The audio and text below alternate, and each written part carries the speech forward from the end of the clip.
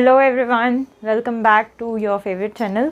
और next part mole का ले लेते हैं। मोल कॉन्सेप्ट पार्ट 3A में मैंने आप लोगों को बताया था application of mole in chemical reaction. ठीक है, तो हम लोगों ने जैसे मोल का एप्लीकेशन देखा था केमिकल रिएक्शन में, तो हम लोगों ने क्या देखा था, सिंपल एप्लीकेशन देखा था।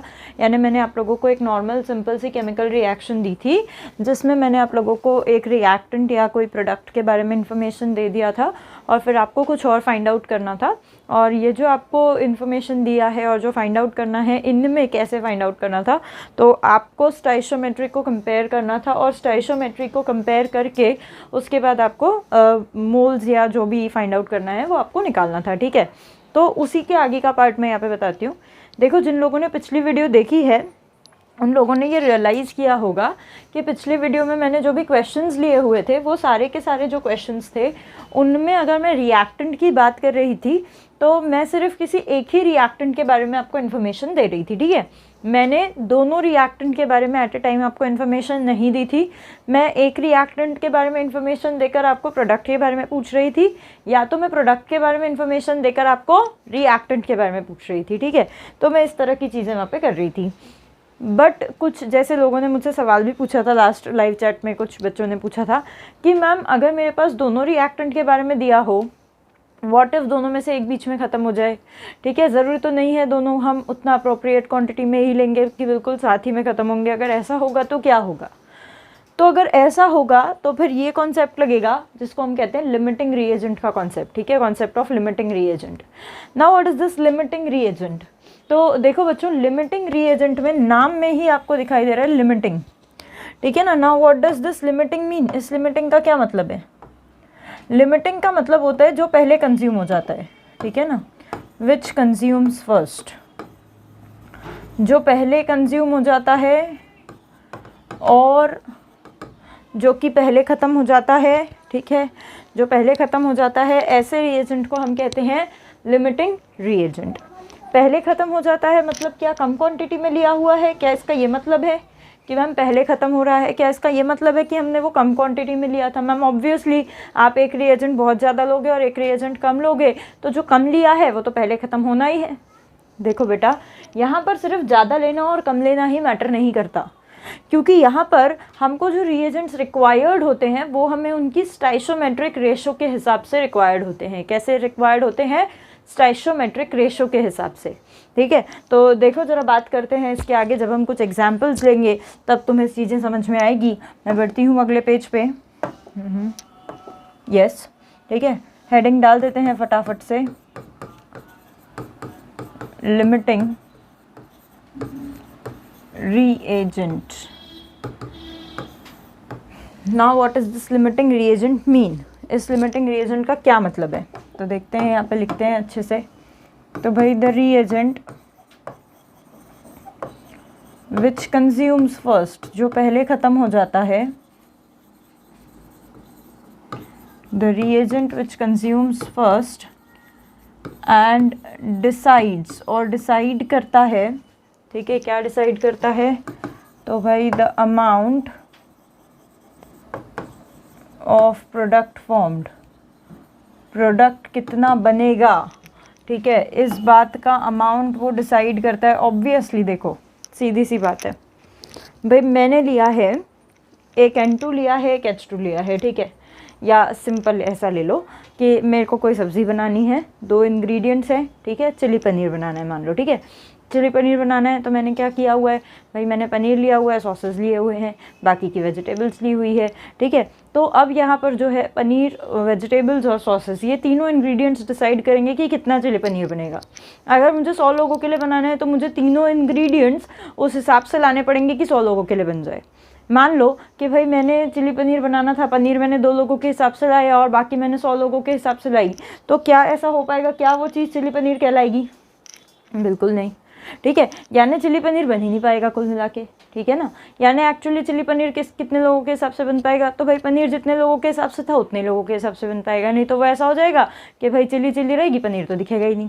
तो क्या होगा? हॉस्टल वाला चिली पनीर हो जाएगा वो। ठीक है, तो क्या होगा कि भाई जो इंग्रेडिएंट्स हैं, ठीक है। तो इंग्रेडिएंट्स जो हैं, अगर मेरे पास एक इंग्रेडिएंट, अगर मेरे पास मल्टीपल इंग्रेडिएंट्स की रिक्वायरमेंट है किसी प्रोसेस में, ठीक है, और अगर मेरे पास कोई एक इंग्रेडिएंट है जो कि बहुत कम क्वांटिटी में अवेलेबल है, तो बाकी के कितने भी ज़्यादा क्वांटिटी में अवेलेबल हो, बाकी के कितने भी ज़्यादा क्वांटिटी में अवेलेबल हो, जो प्रोडक्ट बनना है वो सिर्फ और सिर्फ नहीं बन पाएगा उतना बहुत ह्यूज क्वांटिटी में, सिर्फ और सिर्फ उस एक इंग्रेडिएंट के वजह से जो कि कम क्वांटिटी में अवेलेबल था, ठीक है। तो वो जो एक इंग्रेडिएंट है जो कि बहुत कम क्वांटिटी में अवेलेबल है, वो होगा हमारा लिमिटिंग रीएजेंट, जो एक्चुअली पहले ख़त्म भी हो जाएगा और जिसके कारण प्रोडक्ट भी बहुत ज़्यादा नहीं बन पाएगा। एक्चुअली वही है जो कि क्वांटिटी ऑफ प्रोडक्ट को डिसाइड कर रहा है, ठीक है। तो लिमिटिंग रीएजेंट क्या चीज़ होती है? तो भाई ये वो रीएजेंट है जो कि क्वांटिटी ऑफ प्रोडक्ट को डिसाइड करता है। तो अब मैम कंडीशन कब आएगी लिमिटिंग की? क्या हर बार ऐसा होगा कि हर बार कोई ना कोई रिएजेंट जो है वो लिमिटिंग होगा, हर बार कोई ना कोई पहले ख़त्म हो जाएगा? क्या ऐसा होगा? मैम हमें कब पता चलेगा कि यहाँ पर लिमिटिंग, यहाँ पर कोई रिएजेंट पहले ख़त्म होने वाला है या कोई रिएजेंट जल्दी ख़त्म होने वाला है या सबसे पहले ख़त्म होकर कम प्रोडक्ट बनाएगा? हमें कैसे पता चलेगा? कौन सी ऐसी कंडीशन होगी, कौन सी ऐसी क्या बोलते हैं प्रॉब्लम होगी, या कौन सी ऐसी कंडीशन होगी जिसको वेरीफाई करने के बाद हमें ये समझ में आएगा कि भाई yes this is the question जहाँ पर लिमिटिंग रिएजेंट होने वाला है, ठीक है। क्योंकि यहाँ तो जो भी क्वेश्चन करवाऊंगी अंडर द हेडिंग करवाऊंगी, एग्जाम के अंदर तो ऐसा नहीं होने वाला। तो आपको वो कंडीशन पता होनी चाहिए कि कौन सी कंडीशन होती है जहाँ पर कोई एक रिएजेंट पहले कंज्यूम हो जाता है और कोई एक रिएजेंट जो है बाद तक चलता है। तो देखते हैं कंडीशन फॉर लिमिटिंग रिएजेंट क्या होती है। हेडिंग डालेंगे कंडीशन फॉर लिमिटिंग रीएजेंट्स, ठीक है। देखते हैं क्या है कि भाई कब कोई रीएजेंट लिमिटिंग कहलाएगा, है ना। मान लो कि भाई मेरे पास कोई केमिकल रिएक्शन है, let us take a chemical reaction A + B giving C, ठीक है। मान लेते हैं 2B, है ना। ऐसी कोई केमिकल रिएक्शन है, A + 2B ने हमको दिया है C, है ना। तो अब यहाँ पर ये जो केमिकल रिएक्शन है, इससे मुझे ये समझ में आता है कि भाई फॉर 1 मोल ऑफ A, ठीक है, 1 मोल ऑफ A के लिए minimum 2 mole of B required है।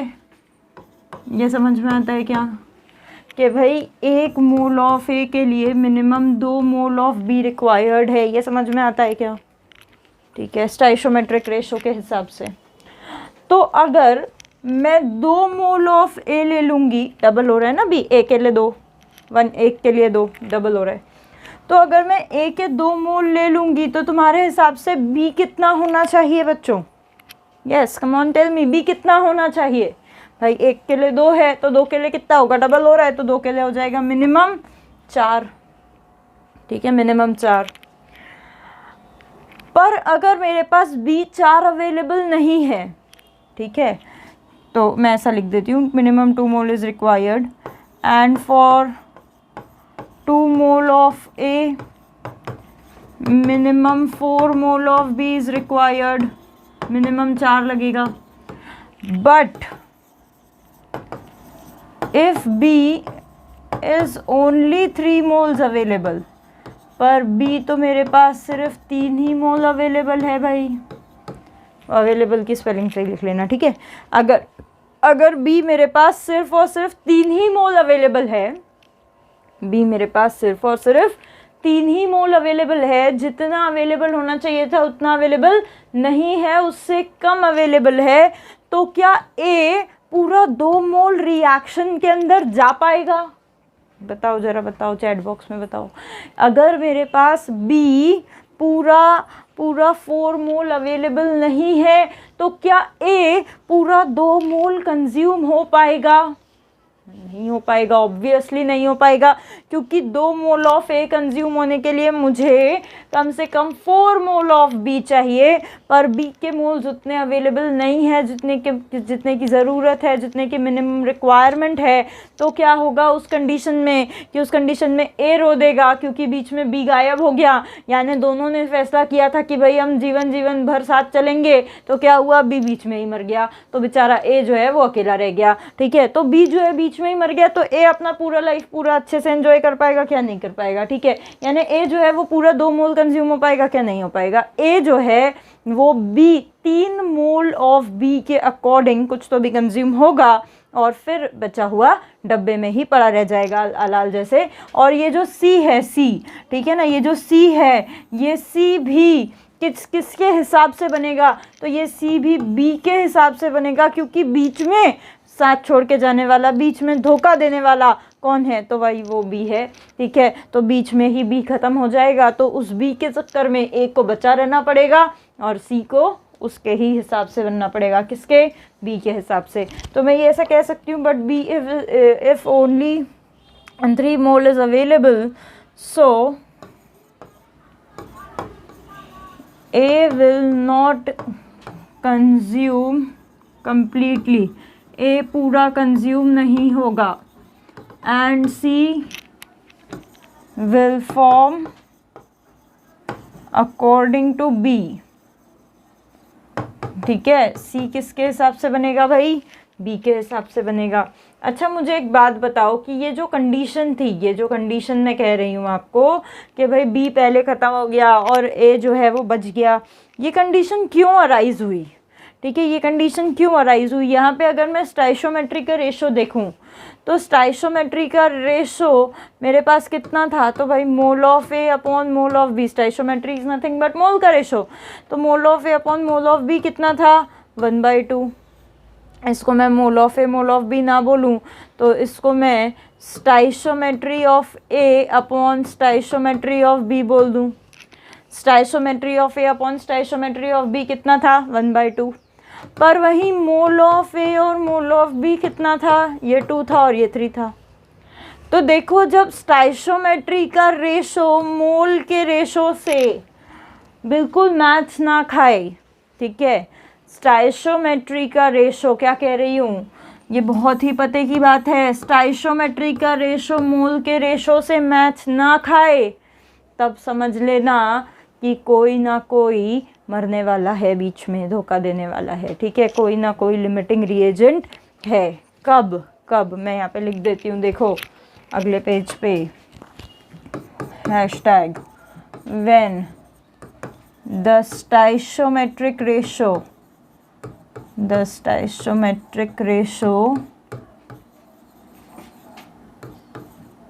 of reactants are not equal to the mole ratio।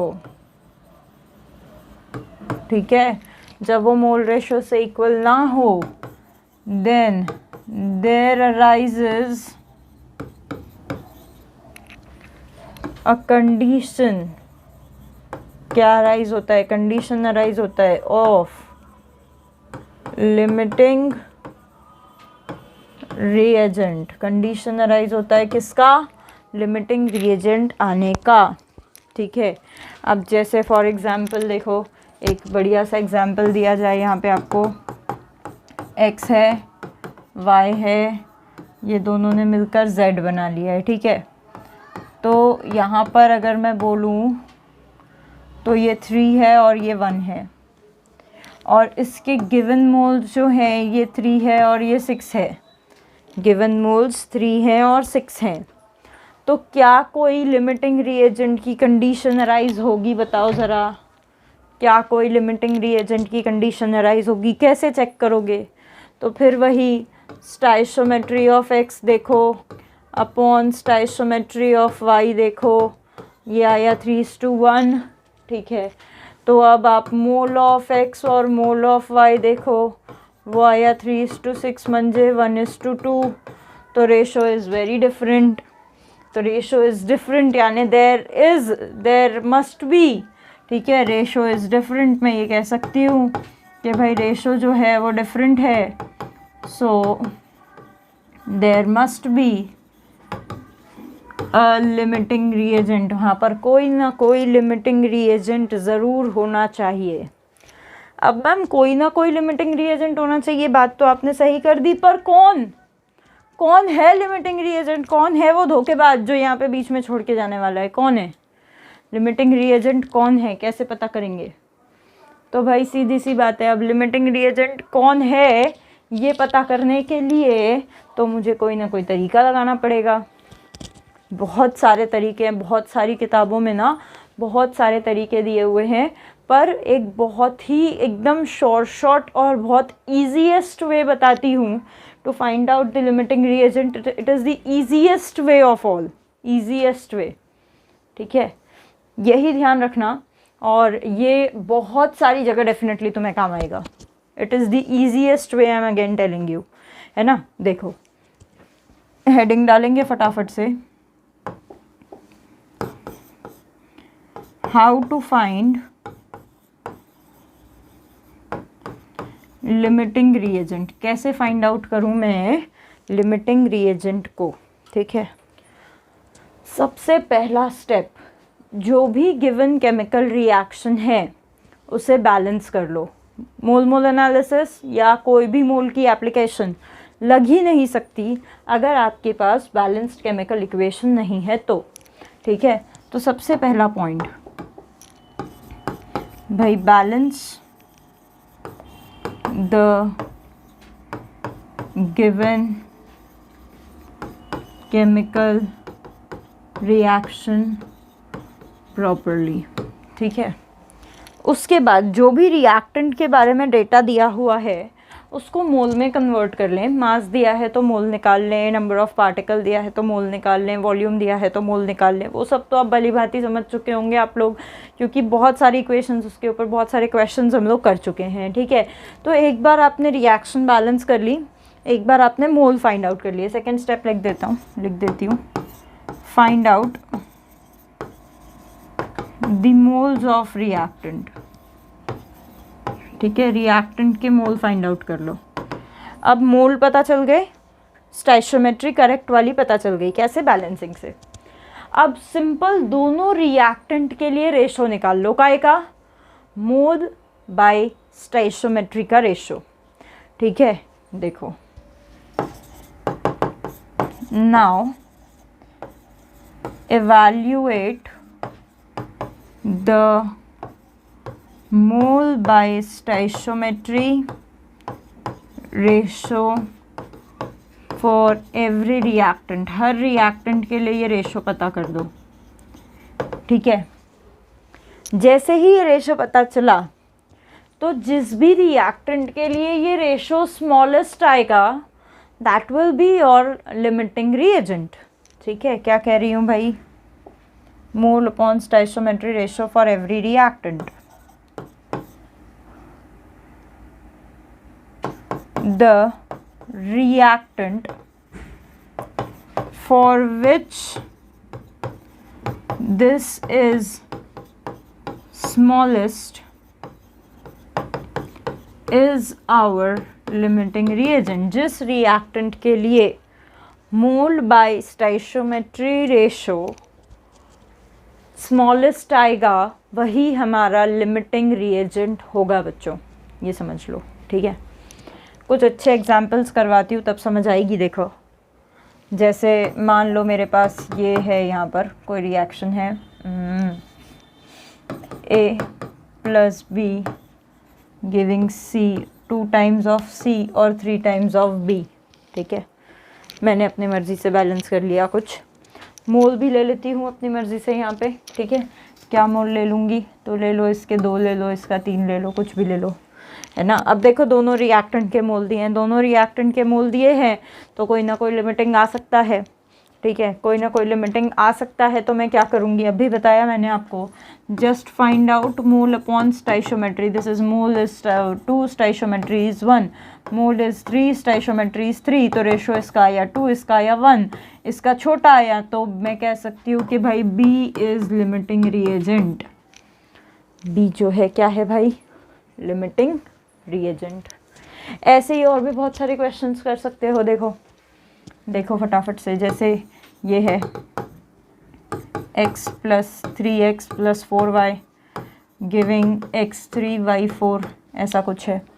इसके मोल्स दिए हुए हैं आपको यहाँ पे, इसका 6 दिया हुआ है, इसका 7 दिया हुआ है, या हाँ ठीक है, इसका 7 दिया हुआ है।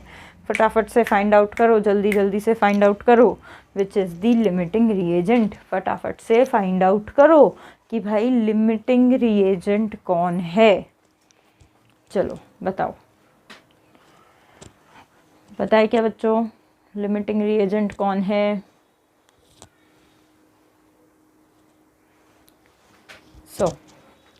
कैसे निकालेंगे हम? Mole by stoichiometry, mole by stoichiometry. Mole is 6, stoichiometry is 3, mole is 7, stoichiometry is 4, 6 1 ज़ा 6 2 ज़ा, यहाँ तो आएगा 2 एग्जैक्ट, यहाँ पर 2 नहीं आ सकता, यहाँ पे 1.8 या 1.9 जो भी है कुछ ऐसा आएगा, ठीक है। 2 लाने के लिए यहाँ पे 8 चाहिए था, 8 से छोटा है तो 2 से छोटा आएगा।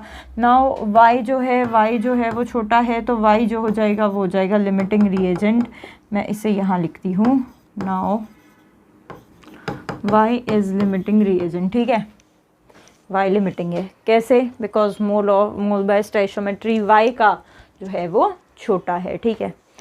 अब इसी क्वेश्चन में मैं आपको ये बताऊंगी कि भाई इसी क्वेश्चन में मैं आपको बोलूँगी mole of product find out करो। इसी क्वेश्चन में मैं आपको बोलूँगी कि mole of product find out करो। कैसे करोगे? देखो कैसे करोगे मोल ऑफ प्रोडक्ट। यहाँ पे लिखती हूँ इसको, now y is limiting reagent, यहाँ पे लिख देती हूँ नीचे, नाउ y इज़ LR, ठीक है, y is our limiting reagent. अब प्रोडक्ट फाइंड आउट करो, ठीक है। प्रोडक्ट कैसे फाइंड आउट करोगे? तो अभी बताया था कि वो जो पूरा का पूरा प्रोडक्ट है उसकी क्वांटिटी किस पे डिपेंड करेगी? तो जो पूरा का पूरा प्रोडक्ट है उसकी क्वांटिटी डिपेंड करेगी लिमिटिंग रिएजेंट पर।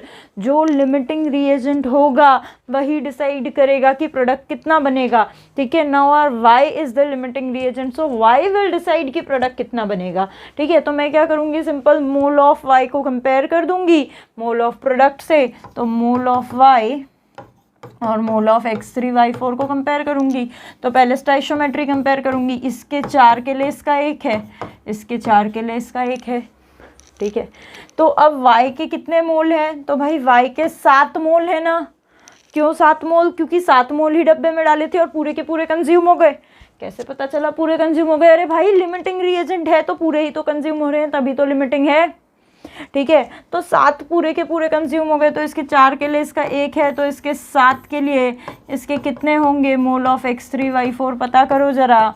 तो मोल ऑफ x3y4 आ जाएगा 7/4, यानी वही 1.8 समथिंग समथिंग कुछ, ठीक है। समझ में आती है चीज़ें? बोलो बोलो। चलते हैं अगले क्वेश्चन की तरफ, ठीक है। एक और क्वेश्चन देती हूँ, देखो ज़रा। मान लो N2 + H2 गिविंग अमोनिया, ऐसा कोई रिएक्शन है, ठीक है।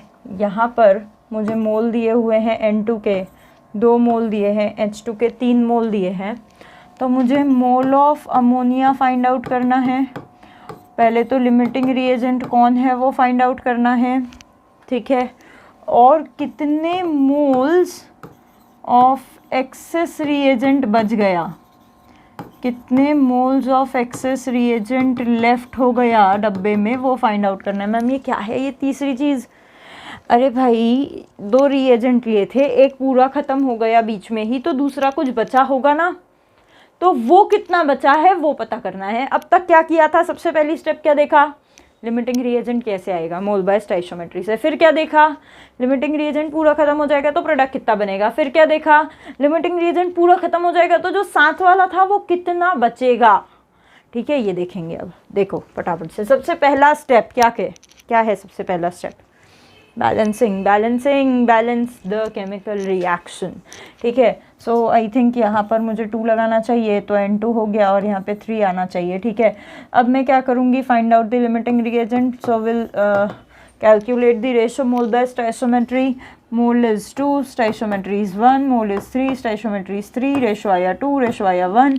H2 is the limiting reagent, H2 is the limiting reagent. ठीक है, इसे एक डब्बे में बंद कर देते हैं अभी, है ना।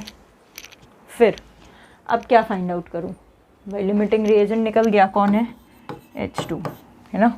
फिर अब क्या निकालना है, मोल ऑफ अमोनिया। तो मोल ऑफ अमोनिया कौन डिसाइड करेगा, प्रोडक्ट के मोल कौन डिसाइड करेगा, प्रोडक्ट के मोल लिमिटिंग रिएजेंट डिसाइड करेगा। करवा लो, कैसे, तो सीधी सीधी बात है, mole of H2, mole of ammonia, mole of H2 कितना, 3 के लिए 2, 3 के लिए 2, तो मोल ऑफ H2 कितना दिया था, 3, तो कितना आएगा,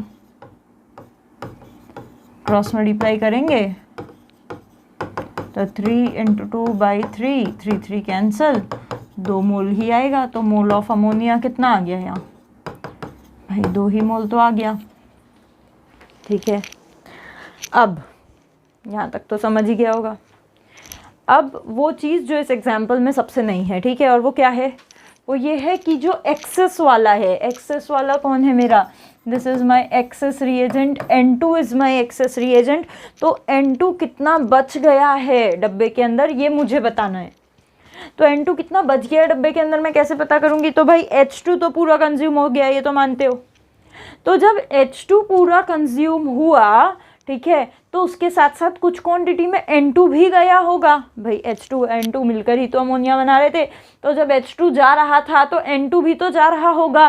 तो H2 के ख़त्म होते होते N2 कितना ख़त्म हुआ, पहले वो निकाल लो भाई। इनिशियली 2 था, कितना ख़त्म हुआ, अगर वो पता चल जाए तो सब्सट्रैक्शन नहीं है ऋषिकेश, वो है ना, माइनस करके पता चल जाएगा कि कितना बचेगा। ठीक है, तो हम एक काम करते हैं, सबसे पहले हम पता करते हैं कि N2 कितना रिएक्ट हुआ है, और वो कौन बताएगा, वो बताएगा H2 अगेन। तो फिर मैं निकाल लेती हूँ मोल ऑफ N2 और मोल ऑफ H2 को स्टोइचियोमेट्री कंपेयर करना पड़ेगा। इसके एक के लिए इसका 3, इसके एक के लिए रिक्वायरमेंट होती है इसके 3 की। तो अब H2 के एक्चुअल मोल्स कितने हैं मेरे पास, 3 ही है। तो N2 के जो रिएक्टेड मोल है वो कितने होंगे, तो वो क्रॉस मल्टीप्लिकेशन से पता चलेगा। तो मोल रिएक्टेड ऑफ N2 कितने आ जाएंगे, तो 3 × 1 = 3/3, मेरे ख्याल से 1 मोल रिएक्टेड आ जाएगा। ठीक है, तो सीधी सी बात है, मोल टेकन माइनस मोल रिएक्टेड, भाई इतने लिए थे उसमें से इतने रिएक्ट हो गए, इक्वल टू मोल लेफ्ट। तो मोल लेफ्ट कितना हो जाएगा, मोल टेकन कितने डब्बे में दिए थे, 2 रिएक्ट हुआ 1, तो बचा 1। This is the mole left. समझ में आता है क्या, कैसे निकाला मोल लेफ्ट भाई, सीधी सी बात है, इसके हिसाब से ही ये रिएक्ट होगा। तो इसके हिसाब से कितना रिएक्ट हो गया वो निकाल लिया, फिर उसको लिए वाले में से माइनस कर दिया। ठीक है, देखो ज़रा इसके ऊपर बेस्ड कुछ क्वेश्चंस किए जाएं अब। ठीक है, कुछ क्वेश्चंस करवाती हूँ, या एक काम करती हूँ, इसको यहाँ पे स्टॉप करती हूँ और क्वेश्चंस करवाती हूँ अगले वीडियो में। नहीं तो करवा ही देती हूँ ना यार, लगे हाथ, क्योंकि इनकम्प्लीट सा रहेगा। ठीक है, कर ही लेते हैं, चलो बढ़िया से एक क्वेश्चन लिखेंगे फटाफट। If 24 gram of carbon and 32 gram of oxygen, 64 gram of oxygen is taken in a container to form carbon monoxide, ठीक है, then find out, तो find out बताओ which is the limiting reagent, बताओ कि कौन limiting reagent है। The mass of product formed, जो मास पता चला, जो मास प्रोडक्ट का बना है वो, and the mass of access reagent left behind. ओहो, मज़ा आ गया। ठीक है, the mass of access reagent left behind. देखो ज़रा क्या है, कार्बन लिया है, ऑक्सीजन लिया है कंटेनर के अंदर और बनाया है कार्बन मोनोऑक्साइड। ओके, कार्बन लिया है, ऑक्सीजन लिया है और बनाया है कार्बन मोनोऑक्साइड। कार्बन और ऑक्सीजन और बनाया है carbon monoxide, C+O2 twice CO twice C balance कर दिया। पहली वाली, सबसे पहली वाली स्टेप तो हो गई। ठीक है, उसके बाद मुझे जो डेटा दिया है मुझे उसे मोल में कन्वर्ट करना है। डेटा मुझे मास दिया हुआ है 24 ग्राम कार्बन और 64 ग्राम ऑक्सीजन। फटाफट इनके मोल निकालो। 24 ग्राम कार्बन यानी हो जाएगा मास अपॉन GMM 24/12, जो कि आएगा 2 मोल। ठीक है, तो मोल यहाँ पर जो इसका दिया है वो है 2। और ऑक्सीजन का मोल कितना आएगा, तो 64 डिवाइडेड बाई 32। ठीक है, ये भी आ जाएगा आपका 2 मोल। दोनों दिए हैं 2 मोल। तो अब which is the limiting reagent? So to find out the limiting reagent I have to calculate the mole by stoichiometry ratio. तो मोल बाय स्टाइशियोमेट्री रेशो देखो मैं यहाँ निकाल लेती हूँ। ठीक है, कार्बन के लिए कितना हो जाएगा, कार्बन के लिए हो जाएगा 2/2 यानी कि 1, और mole by stoichiometry ratio for the oxygen हो जाएगा 2/1 यानी कि 2। ठीक है, छोटा किसका आ रहा है, छोटा कार्बन का आ रहा है। छोटा कार्बन का आ रहा है तो मैं यहाँ पे कह सकती हूँ कि now carbon is our limiting reagent. So mole by stoichiometry of carbon छोटा आ रहा है mole by stoichiometry of oxygen से। So carbon is the limiting reagent, I can say carbon is the limiting reagent. ठीक है, सो देखते हैं अब आगे। सो कार्बन जो है हमारा लिमिटिंग रिएजेंट आ चुका है। ठीक है, अब कार्बन के हिसाब से हमें क्या निकालना है, mass of product formed. Mass of product क्या है हमारा, कार्बन मोनोऑक्साइड। ठीक है, तो कार्बन हमारा लिमिटिंग है, हम कार्बन मोनोऑक्साइड का जो है मास निकालना है, तो हम मोल एनालिसिस दोनों के बीच में कर लेते हैं। तो यहाँ पर मैं कर लूँगी mole of carbon monoxide. Mole of carbon 2 है तो यहाँ पर भी 2 ही है, तो इसके 2 के लिए इसका 2 मोल है। अच्छा, जो लिया है वो भी 2 मोल है, तो जो मोल ऑफ कार्बन मोनोऑक्साइड है वो भी क्रॉस मल्टीप्लाई करने पर 2 मोल ही आएगा। तो मास जो है आप इसका फाइंड आउट कर सकते हैं। यहाँ पे मास क्या होता है बेटा, मास होता है मोल इंटू मॉलिक्यूलर वेट। तो मेरे ख्याल से 2 × 28 आता है उसका मॉलिक्यूलर वेट, 56 ग्राम ऐसा कुछ मास आ जाएगा, देख लो, है ना। उसके बाद एक और चीज़ और वो एक और चीज़ क्या है कि भाई कितना मास ऑफ एक्सेस रिएजेंट बच गया है, कितना मास ऑफ एक्सेस रिएजेंट बच गया है। तो पहले मैं देख लूँ कितना मोल बच गया है। ठीक है, मैं एक काम करती हूँ, यहाँ पे रिएक्शन फिर से लिखती हूँ, ध्यान देना क्योंकि यही पार्ट है जिसमें बच्चों को दिक्कत होती है। ठीक है, twice of carbon plus oxygen giving twice of carbon monoxide. तो यहाँ पर इसके मैंने 2 मोल लिए हैं, इसके भी 2 मोल लिए हैं, और ये मेरा लिमिटिंग रिएजेंट है। तो इन दोनों में मोल एनालिसिस करना पड़ेगा कि इसके 2 के लिए इसका 1 मोल जाता है, 2 के लिए 1 जा रहा है, और ये पूरा 2 कंज्यूम हो जाएगा। 2 कंज्यूम हो जाएगा तो 0 मोल बचेगा। जब ये 2 कंज्यूम हो रहा है तो यहाँ पे कितना जाएगा, तो भाई यहाँ पे दिख रहा है कि 1 जाएगा, तो बचेगा कितना, तो 2 में से 1 गया, 1 मोल बच गया, 1 मोल ऑक्सीजन बच गया। तो मास ऑफ ऑक्सीजन कितना आ जाएगा, mole into GMM which is 1 × 32, so it will give you 32 grams.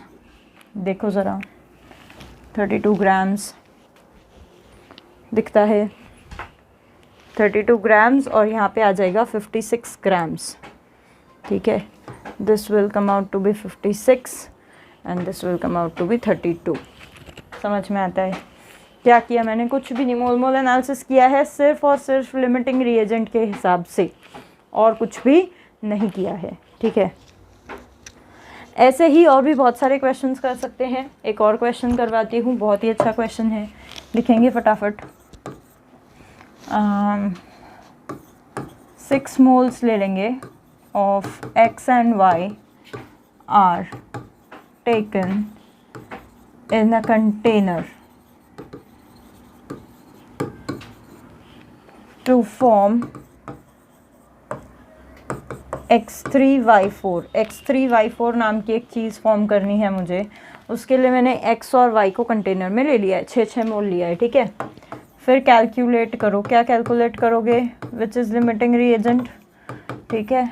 फिर moles of product formed, moles of X3Y4 formed, और दूसरा नहीं तीसरा percentage of access reagent left behind, percentage of access reagent left behind, कितना access reagent का percentage बच गया है ये देखो, ठीक है। तो देखेंगे फटाफट से, देखो रिएक्शन लिखेंगे पहले, x plus y giving what, X3Y4। सबसे पहला step balance the chemical reaction, X3 है Y4 है, ठीक है। मोल कितने लिए, इसके भी 6 लिए, इसके भी 6 लिए। क्या करूँ पहले, सबसे पहले क्या करेंगे, लिमिटिंग रिएजेंट फाइंड आउट करेंगे। कैसे फाइंड आउट करेंगे, तो भाई मोल बाय स्टाइशियोमेट्री। तो mole by stoichiometry of X कितना आएगा, देखो 6/3 दैट इज़ 2, और वहीं मोल बाय स्टाइशियोमेट्री ऑफ Y कितना आएगा, देखो 6/4 जो कि आएगा 2, 3/2 यानी कि 1.5। तो Y छोटा आया है, Y छोटा आया है यानी मेरा Y क्या है, Y है मेरा लिमिटिंग रिएजेंट, ठीक है। आया है क्या तुम लोगों का। अब बताओ कि कितना मोल ऑफ प्रोडक्ट बनेगा, तुम बताओ, मैं नहीं बता रही, चलो कितना मोल ऑफ X3Y4 बनेगा, बताओ ज़रा फटाफट से सॉल्व करो। यहाँ पे X3Y4 कितना बनेगा, come on tell me fast. X3Y4, the mole of X3Y4 will form, कितना मोल होगा भाई, मोल एनालिसिस करना रहेगा, सीधी सी बात है। किसके साथ करोगे, लिमिटिंग के साथ करोगे। तो यहाँ करते हैं, ठीक है। मोल of Y, mole of X3Y4, देखो इसके 4 के लिए इसका 1, 4 के लिए 1, तो इसके 6 के लिए इसका कितना, मोल ऑफ X3Y4। तो मोल ऑफ X3Y4 कितना आ जाएगा, 6/4 यानी 3/2। कुछ लोग बोलते हैं कि मैम यहाँ तो रेशो निकाला ही था, वही रख दें क्या, हर बार वैसा आएगा, ज़रूरी नहीं है। इसका स्टाइशियोमेट्री अगर अलग होगा तो अलग आ जाएगा, ठीक है। तो मोल कितना आएगा इसका मोल आएगा 3/2। उसके बाद बात करेंगे फिर कि भाई ये कितना बच गया, तो पहले तो पता करना पड़ेगा वो कितना कंज्यूम हुआ है। कैसे पता करेंगे, तो मोल एनालिसिस, फिर से मोल of Y, mole of X, ये कौन सा है, रिएक्टेड वाला, ठीक है। तो रिएक्टेड वाला किसके रिस्पेक्ट में होगा, Y के रिस्पेक्ट में होगा। तो Y अगर 4 है तो X क्या है, 3। तो अगर Y 6 है तो मोल ऑफ X रिएक्टेड कितना होगा, क्रॉस मल्टीप्लाई करेंगे, मोल ऑफ X रिएक्टेड हो जाएगा 6 3 18/4 यानी कि 9/2। तो 9/2 यानी 4.5, नहीं यहाँ से नहीं, सॉरी, ये तो पूरा 6 गया है ना, और यहाँ से गया है एक्चुअली 4.5, ठीक है। तो 4.5 अगर चला गया है तो बचा कितना है, तो भाई अगर 4.5 चला गया है तो 1.5 बचा है, 1.5 बचा है। तो मैं ऐसा कह सकती हूँ कि मोल ऑफ X लेफ्ट वो हो चुका है 1.5 मोल। समझ में आता है क्या बेटा, yes come on tell me, समझ में आता है क्या, बोलो फास्ट, बताओ ज़रा, कुछ आया है क्या ध्यान में। और भी बहुत बढ़िया क्वेश्चंस हम यहाँ पे कर सकते हैं, ठीक है। चलो देखते हैं, और 1 2 3 क्वेश्चन बढ़िया कर लेते हैं, चलते हैं आगे, ठीक है। अगला क्वेश्चन ले लेते हैं, question number 3।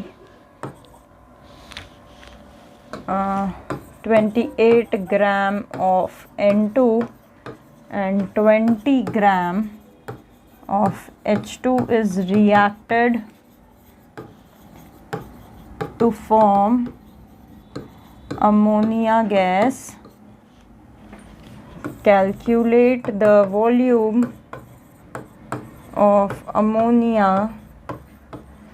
formed at STP and also calculate the volume of excess reagent left at STP. भाई एक्सेस रिएजेंट जो बचा है उसका भी एसटीपी पे वॉल्यूम निकालो और अमोनिया का भी एसटीपी पे वॉल्यूम निकालो। ठीक है, देखो ज़रा रिएक्शन अगर बताऊं कैसी होगी, तो रिएक्शन इसकी कुछ ऐसी होगी। सॉल्यूशन रिएक्शन होगी N2 + H2 गिविंग NH3। ठीक है, तो यहाँ पे आ जाएगा 3 और यहाँ पे आ जाएगा 2, पता होगा तुम लोगों को। अब यहाँ पे मुझे मास दिया है, मास से मैं मोल कन्वर्ट करूँगी। 28 ग्राम ऑफ N2 है तो वही 28/GMM, 28/GMM, GMM is again 14 14 28। मेरे ख्याल से मोल जो है इसका वो 1 आ जाएगा, जबकि इसका मोल आएगा 20/2 यानी 10 आएगा।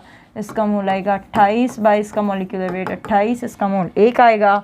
प्लीज़ जिन लोगों को ये मोल मास से मोल का कन्वर्जन नहीं समझ रहा है, आप लोग लेक्चर नंबर 1 देखो, 1 और 2 देखो, because it is a very basic thing, है ना। मैं यहाँ पे उसको बार बार करके नहीं दिखा पाऊँगी। तो मोल जो है इसके 10 मोल आ जाएंगे, यहाँ पे इसका 1 मोल आ जाएगा। अब मुझे देखना होगा कि दोनों में से कौन लिमिटिंग है। तो चलो फटाफट से आप लोग कमेंट करो कि दोनों में से कौन लिमिटिंग है, आप लोग बताओ। चलो जल्दी से बताओ। Yes, come on, make it faster.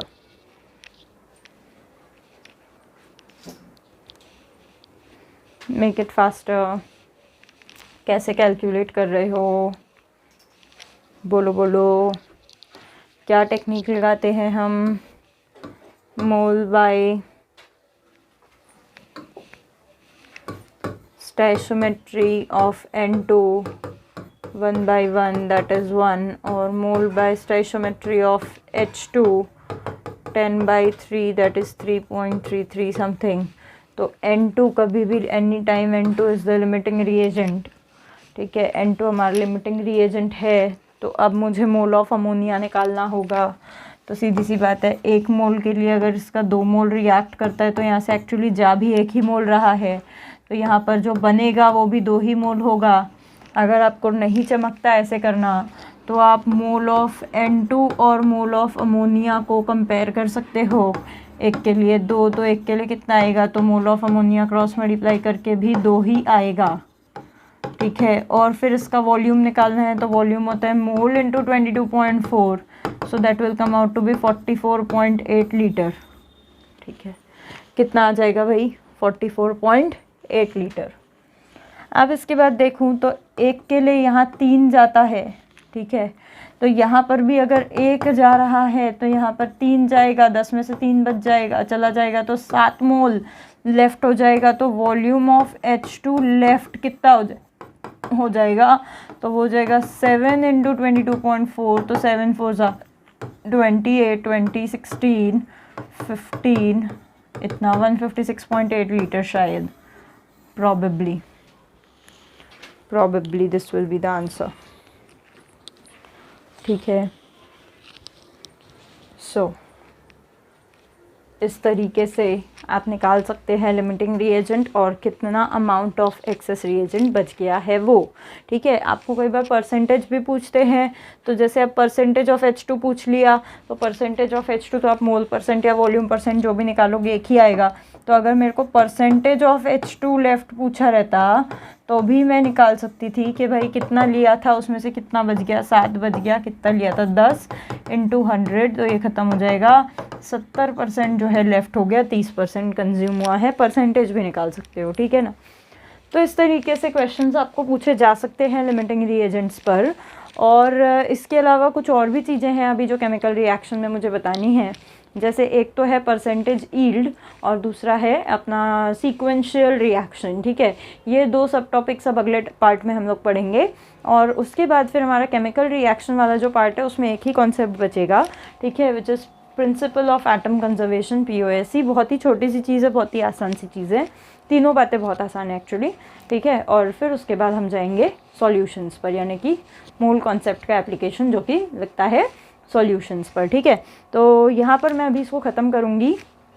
और भी बहुत सारे क्वेश्चंस वैसे मैं करवाना चाह रही थी, ठीक है, बट मैं वो फिर बचे हुए जो लाइव क्लासेस में हम अपने डिस्कशंस करेंगे, फिर मैं वहाँ पर वो सारे क्वेश्चंस आप लोगों को करवा दूँगी।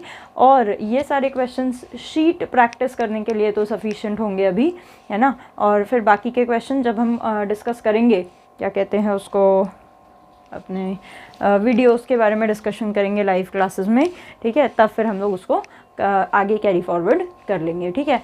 सो टिल देन देखते रहो बच्चों, अच्छे से रहो, स्टे एट होम, हेल्दी रहो, ओके।